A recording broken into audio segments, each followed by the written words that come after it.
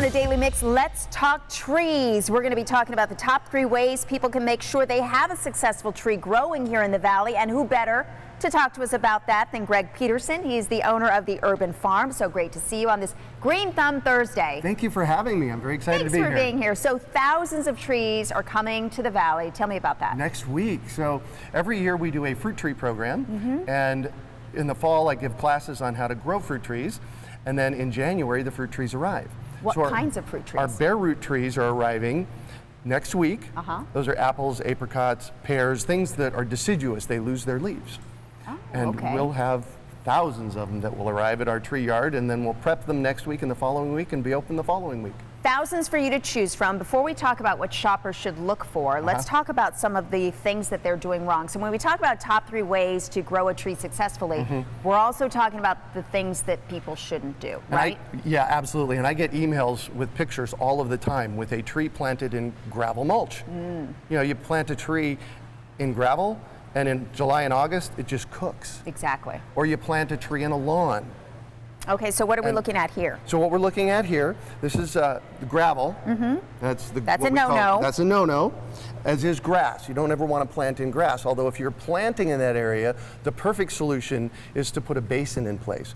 So in grass and gravel, you rake back or dig back a basin about 6 foot diameter and about 6 inches deep. Okay. You plant the tree in the center and then put the mulch around it. And this is our Urban Farm tree well mulch, and we'll have this. So you carry that? We carry this. This is available at the pop-up nursery.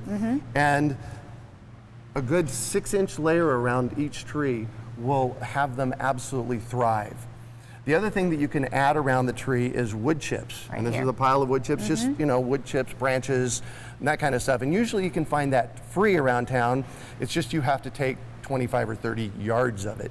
From the, you know, you get that from Tree Services. So this is obviously some information that you try to educate the public about. Absolutely. But you're going to have these pop-up nurseries. You hand-selected a lot of these trees, and some of this fruit that you're showing here, I mean, they look like, you know, just your everyday oranges, but these are different kinds of oranges. Yeah, this is actually 3 or 4 different kinds of oranges here, and a lemon.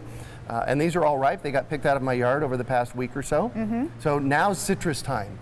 And, you know, I get this a lot. People say, well, I have oranges and grapefruits in my yard, and I don't like them because it's an Arizona sweet and a yellow grapefruit. Right. And there are so many different kinds of oranges that you can plant, and grapefruits. There's a ruby red grapefruit and a Caracara navel. You tried one of this? I tried one of those this morning. Really good. Absolutely amazing. So when you're talking about so much selection, what should shoppers keep in mind when they are looking for the perfect tree?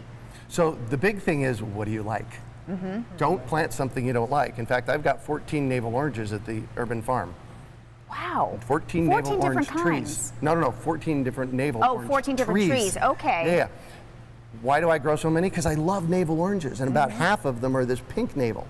Okay, so grow what you love. Grow what you love. Talk to me about the pop-up nurseries, because we only have about a minute left, and I want people to know where they can go. Perfect. So in the fall, we give classes. In fact, I'll have some classes, fruit tree classes, over the next few weeks. And then in January, February, and March, we open on Fridays and Saturdays, and people can come down and pick up their pre-ordered trees and see what we have left over.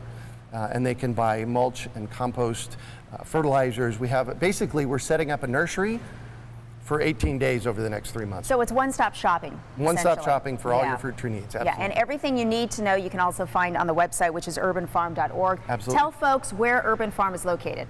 Well, the Urban Farm is my house. It's in North Central Phoenix. Fun. Yeah, exactly.